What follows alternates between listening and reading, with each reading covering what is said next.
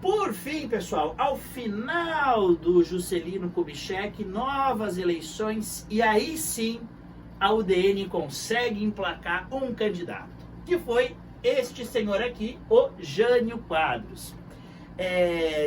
Teve um comentário que disse o seguinte: o Jânio Quadros é a UDN de ressaca. Por que isso? Porque realmente a UDN perdeu para o Eurico Gaspar Dutra, perdeu para o próprio Getúlio Vargas, sendo que a UDN era oposição do Getúlio Vargas desde a época do Estado Novo, quando a UDN foi criada. Quando a UDN achou que ia ganhar, quando ela estava batendo no Getúlio Vargas e estava dando certo, aconteceu esse episódio da morte do Getúlio Vargas, e aí quem ganha é novamente a força, a herança getulista, vamos colocar assim, os partidos ali ligados ao Getúlio Vargas com o Juscelino Kubitschek. Então só agora, só depois do Juscelino Kubitschek, é que então a UDN chegou finalmente ao mandato. E foi então com o Jânio Quadros, candidato da UDN. Essa foto segurando uma vassoura não é à toa. O símbolo de campanha do Jânio Quadros era exatamente a vassoura, né? O jingle da campanha dele era essa: varre, varre, vassourinha, varre, varre a bandalheira, que o povo está cansado de sofrer desta maneira. Jânio Quadros, presidente para esse povo abandonado. Esse era o jingle de campanha dele. E a vassoura era isso. As pessoas que participavam, que apoiavam ele, utilizavam um bottom com uma vassoura. Por quê? Porque ele dizia que ia varrer do Brasil a corrupção, ia varrer do Brasil o desvio de verbas públicas, né? Então, esse ar moralista era muito dele, não só na questão da gestão pública, mas também dos costumes, né? E, claro, essa questão, então, também da gestão pública, em que ele varreria a corrupção do Brasil, atacando o Juscelino Kubitschek com Brasília, de ter gastado muito dinheiro, de obras superfaturadas, entre outras coisas. Bom, o que marcou o governo do Jânio Quadros, que foi curto, foram meses, não chegou a um ano o mandato do Jânio Quadros. Já vou explicar por quê. Em primeiro lugar, aumento de preços. Aumentou o preço de pão pelas medidas econômicas dele, aumentou o preço dos combustíveis, importante aqui. Como eu falei, essa linha de moralista com os costumes vai fazer ele fazer decretos, medidas que parecem até mesmo, como são dos costumes, né, um pouco hilárias ao ponto de vista atual, né? Por exemplo, ele proíbe que se usasse o biquíni na praia, deveria ser só usar maiô. As corridas de cavalo ele determina que não poderiam acontecer durante a semana.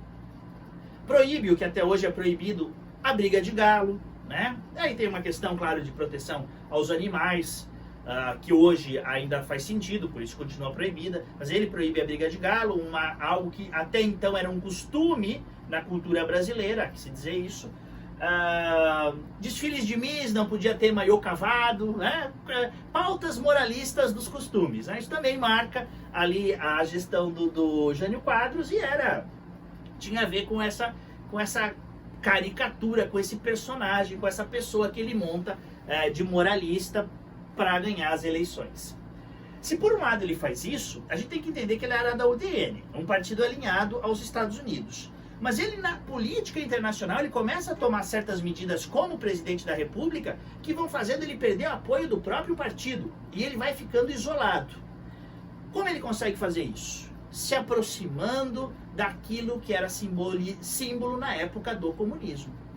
Em primeiro lugar, o Juscelino Kubitschek já havia retomado relações comerciais com a União Soviética, mas o Jânio Quadros começa a fazer o estudo de retomar relações diplomáticas com a União Soviética, o que desagrada a UDN.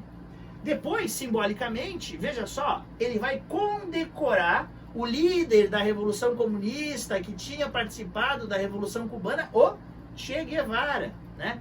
Com a Ordem do Cruzeiro do Sul, que é uma ordem diplomática importante no país.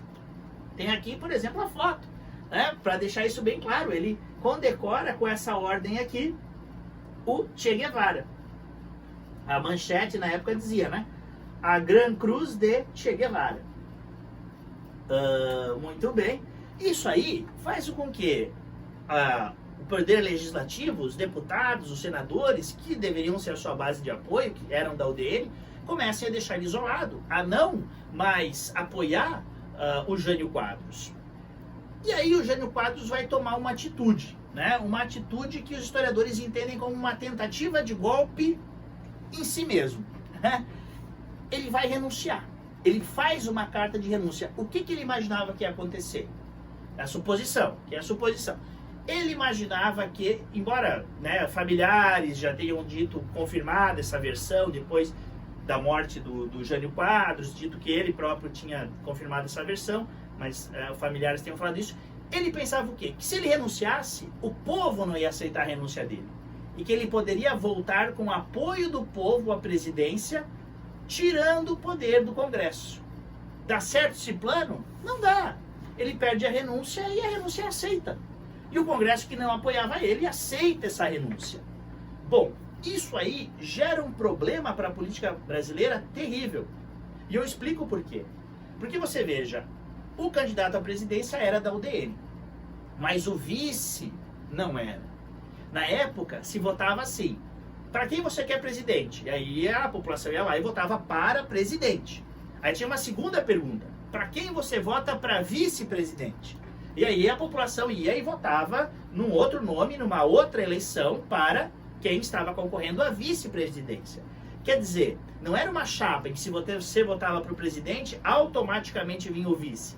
Votava para presidente e depois, em outra eleição que acontecia junto, mas em outra disputa, você escolhia o vice.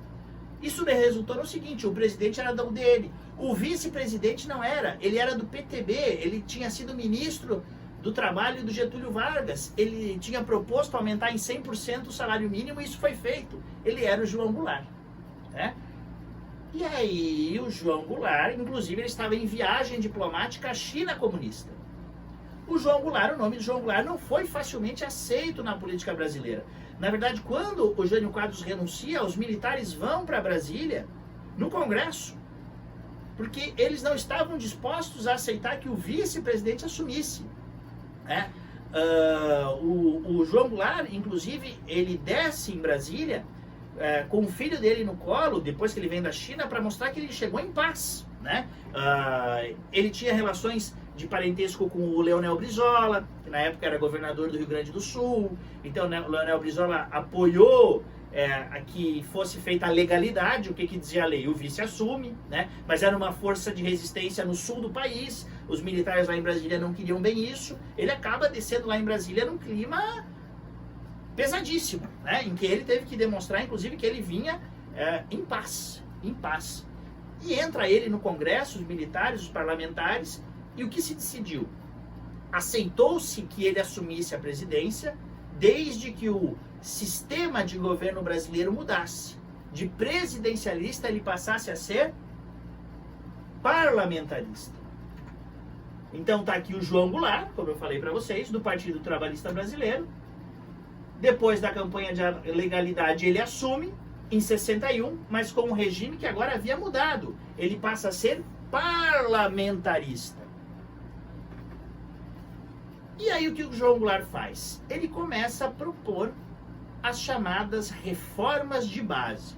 Realmente reformas, não vou dizer que são comunistas, mas reformas que têm um viés social muito forte para o Brasil. Propõe nessas reformas de base, que ele começa, então, na reformas de base, ele começa a propor questões sociais que tinham que ser resolvidas pelo Brasil. Reforma agrária, questão da moradia urbana, uma reforma tributária, né? Tudo isso passa a ser proposto nessas chamadas reformas de base. E começa a ter uma resistência muito forte ao João Goulart, de novo, naquela imagem de que o João Goulart era uma ameaça comunista na presidência do país, que já tinha assumido de forma envezada pela vice-presidência, né, com os militares desgostando disso.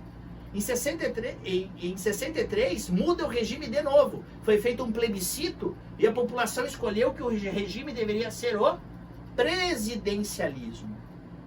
E aí então o João Goulart, ele assume ainda mais poderes. Agora, porque vocês sabem, né? O regime parlamentarista, você tem o presidente, mas para fazer várias das ações que num regime presidencialista o presidente faz, Num regime parlamentarista, quem faz é o primeiro-ministro, que é escolhido entre os congressistas. Então, num regime parlamentarista, o João Goulart foi tirado de muito poder, que foi passado para um primeiro-ministro. Quando voltou a ser presidencialista, depois de um plebiscito com a população, ao contrário do que tinha sido combinado em 61, quando voltou a ser presidencialista, o João Goulart voltou a ter todos aqueles poderes que foram tirados dele pelo primeiro-ministro. Quer dizer, a população aceitou que fosse presidencialista, ao contrário do que tinha sido decidido ali com os militares, com os parlamentares em 61. Então ele fica com a proposta de reformas de base e ele fica com as forças e com o poder de um presidente. E ele começa então a fazer uma defesa dessas reformas de base. Um dos últimos momentos em que ele faz essa defesa das reformas de base é aqui no discurso da Central do Brasil. Então é aqui o João Goulart então discursando, fazendo uma defesa ferrenha das reformas de base.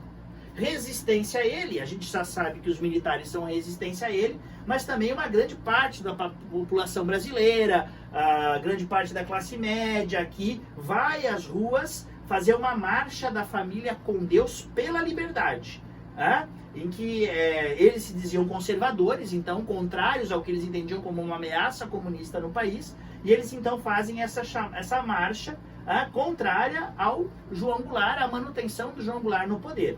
Veja, o comício é dia 13 de março de 64, a marcha do dia, como resposta conservadora, no dia 19 de março.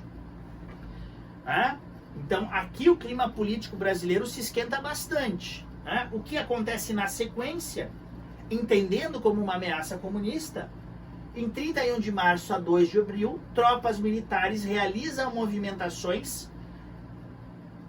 com o sentido de ir até a Brasília e mudar a questão do poder, mudar a questão do João Goulart na presidência. O João Goulart, antes dos militares tomarem qualquer decisão, só no início das movimentações, o próprio João Goulart, assustado, ele já foge do Brasil, ele vai para fora do Brasil e realmente a presidência fica vaga. No dia 2 de abril, o presidente do Senado declara vaga a cadeira da presidência da República. E aí, então, uma junta militar acaba fazendo o ato institucional número 1 e acabam eles, então, os militares, assumindo o posto da presidência do Brasil. Começa, claro, aquilo que vocês conhecem por regime militar, mas que isso é assunto para uma próxima aula. Eu só estou falando aqui porque marca o fim da República Populista, né? Então essa discussão, ela ainda está na ordem do dia no nosso país, né? Até que ponto João Goulart era uma real ameaça comunista? Até que ponto os militares e a população que foi às ruas pedir a saída do João Goulart tinham razão em conter essa ameaça comunista e garantir a ordem capitalista ao Brasil? Essa é uma pergunta que cada um tem que ter a sua. Fica aqui os fatos que a gente pode passar e, claro, a tentativa de relacioná-los. Espero que tenham entendido, espero que tenham gostado. Um grande abraço.